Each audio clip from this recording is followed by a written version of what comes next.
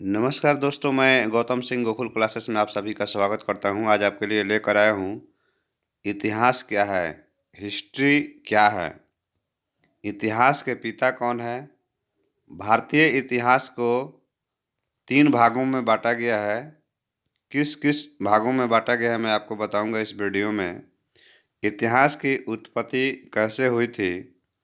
इतिहास का महत्व, हमारे लाइफ में इतिहास का क्या महत्व है, इसके बारे में आपको बताऊँगा पूरे डिटेल्स के साथ।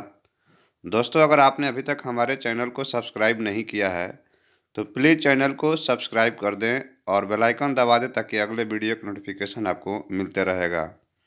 तो चलिए दोस्तों, आपको हम बताते हैं इतिहास क्या है, इतिहास के पिता कौन थे।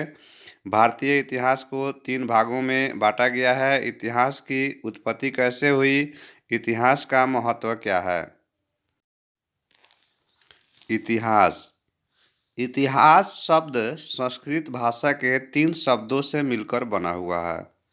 इतिहास, इति मतलब ऐसा ही, ह मतलब निश्चित रूप से, आस मतलब कि था। इसका अर्थ हुआ ऐसा ही निश्चित रूप से था, अर्थात हम कह सकते हैं कि जो घटनाएं अतीत काल में निश्चित रूप से घटी है, वही हमारा इतिहास है। दूसरे शब्दों में भी हम कह सकते हैं इस प्रकार कि व्यक्ति, समाज, देश की महत्वपूर्ण, विशिष्ट एवं सार्वजनिक क्षेत्र की घटनाओं का कालक्रम से लिखा हुआ विवरण, तथ्य, घटनाओं का काल क्रमानुसार विवेचन ही इतिहास है।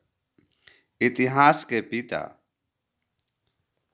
हेरोडोटस को इतिहास का पिता कहा जाता है। हेरोडोटस का जन्म जो है 484 ईस्वी पूर्व में एशिया के माइनर के हेलिकार्नेसस में हुआ था।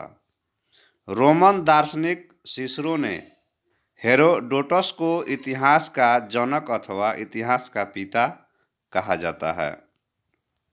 भारतीय इतिहास का पिता मेगस्थनीज को कहा जाता है। मेगस्थनीज यूनान का राजदूत था जो चंद्रगुप्त मौर्य के काल में भारत आया था। भारतीय इतिहास को 3 भागों में बांटा गया है। पहला, प्राचीन भारत का इतिहास, मध्यकालीन भारत का इतिहास, आधुनिक भारत का इतिहास। ये 3 भागों में बांटा गया है इतिहास को। इतिहास की उत्पत्ति कैसे हुई, अब आपको मैं बताऊंगा। इतिहास शब्द की उत्पत्ति संस्कृत व्याकरण के विद्वानों के अनुसार इति जोड़ ह जोड़ आस, इन तीनों शब्दों के रूप में स्वीकार की जाती है, जिसका अर्थ इस प्रकार से है कि निश्चित रूप से ऐसा ही हुआ था। इतिहास शब्द का प्रयोग हमें अनेक प्राचीन ग्रंथों में भी देखने को मिलता है। इस शब्द का वर्णन अर्थ वेद में भी मिलता है। उपनिषद के अनुसार इतिहास को 5वां वेद भी माना गया है। अंग्रेजी में इतिहास को हिस्ट्री कहते हैं। यह शब्द यूनानी लोरोपला से ग्रहण किया गया है। इतिहास का महत्व क्या है, अब आपको मैं बताऊंगा। वर्तमान को समझने में बहुत ही सहायक है इतिहास का महत्व।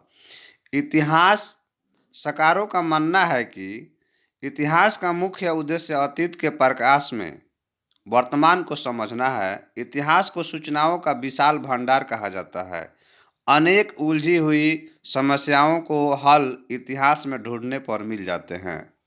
इतिहास का ज्ञान प्राप्त किए बिना मनुष्य अपने जीवन की पहलुओं को नहीं समझ सकता। इतिहास भूतकाल के अनुभव, भूलों और कठिनाइयों का दर्शन कराता है। वर्तमान समस्याओं को सुलझने की दृष्टि प्रदान करता है। ज्ञान प्राप्ति, इतिहास ज्ञान प्राप्त करने का महत्वपूर्ण साधन है। इतिहास के अध्ययन से छात्र में कल्पना, तर्क और निर्णय शक्ति की वृद्धि होती है और तीनों में सामंजस्य स्थापित करने की प्रेरणा मिलती है। इतिहास के अध्ययन से विद्यार्थी अनुभव संचित करता है तथा दूसरों के अनुभव से लाभ उठाना सीखता है। उसका मस्तिष्क सतर्क तथा जागरूक हो जाता है। जैसे दोस्तों आप देखते हैं हम लोग गणतंत्र दिवस, स्वतंत्रता दिवस मनाते हैं, उस दिन बच्चे कितना उत्सुक होते हैं।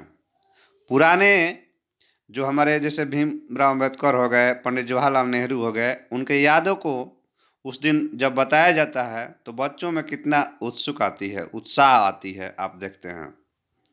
इसलिए इतिहास का जो है बहुत ही महत्वपूर्ण है हमारे लाइफ में। इतिहास के अध्ययन से गलत धारणाओं का अंत होता है। इतिहास के अध्ययन से सामाजिक में प्रचलित गलत धारणाओं का अंत होता है। समाज में कई तरह की कुरीतियाँ तथा अंधविश्वास प्रचलित होते हैं और उनके पीछे लोग यह मान्यता लिए होते हैं कि ऐसा सदियों से होता आ रहा है। ऐतिहासिक तथ्य इसके विपरीत होते हैं।